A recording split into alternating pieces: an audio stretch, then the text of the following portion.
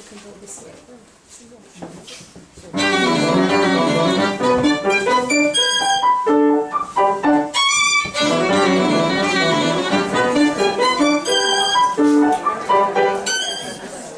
The central thing that's always been in my artwork is me.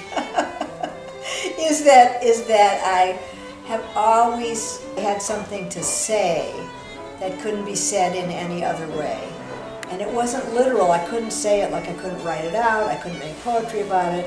But all the schooling, even when I was in undergraduate school, it felt like I had things to say. Sometimes they were difficult things.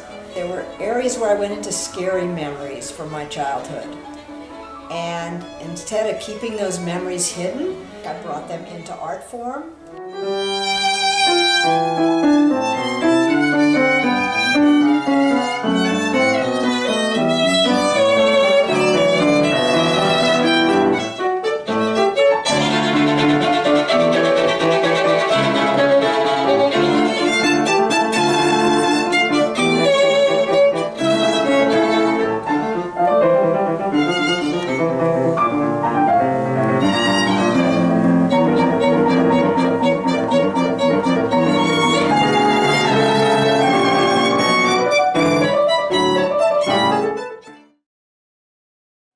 They were called flying cockroaches. They like jump off the wall. I was terrified of these things. They'd be in the basement, they'd be like water bugs.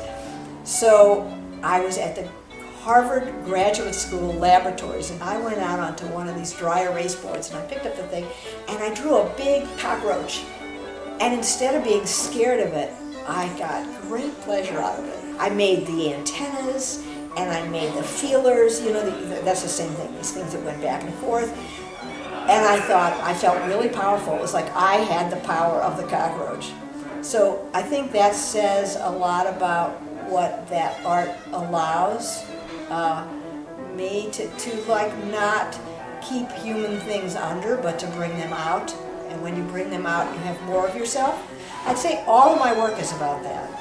The skin stuff, the presence of spirit, even the faces, which are from maybe 1971, those were, I'd say some of them were like inner states of mind. I would just start painting, and I thought all I really had to go by, since I wasn't painting somebody else, was me. It reminds me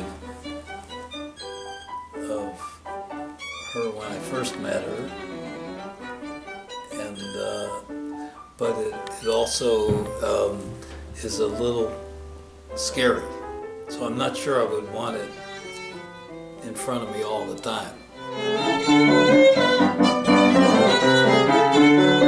I did a show at the Art Barn, which doesn't exist anymore, and one of the people in the show with me said, I can imagine things that could be underneath those rabbit skins. I can imagine more to this. And he didn't tell me what, and I went home and I said, I'm going to make the feeling under my skin. So I made about 100 at least latex, these latex things that look like skin. I had a lot of those. And then I had an image of ladders made of skin coming up from the the underworld. It was just an image in my head. I can't say what it looked like. I just kept thinking, I have to make ladders made of skin. So I got some wood. I went to the hardware store. First I went to Crooked Wood. I stained it. I lashed. And I hung these latex skins on the ladders. The first ones were coming right up from the underworld, and it's kind of like they told me what to put on them. I can't, you know, I've wrapped bones on them, they have pictures of ancestors, and a lot of that. I've done all kinds of stuff. So it's hard to say what was the favorite work. It's almost like I don't have a favorite, because it all just,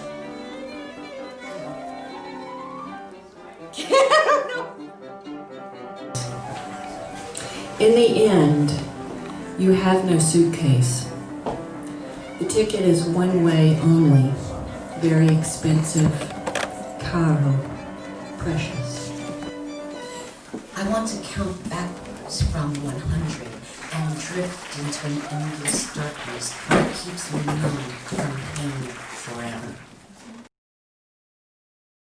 A young man from California had come to the art school. She was at Washington University, and asked one of the students there if he wanted to date a real artist, who should he pursue? And she said, Marilyn Banner. But I was Brockberg at the time. Marilyn Banner, yeah. That's right, you were Brockberg.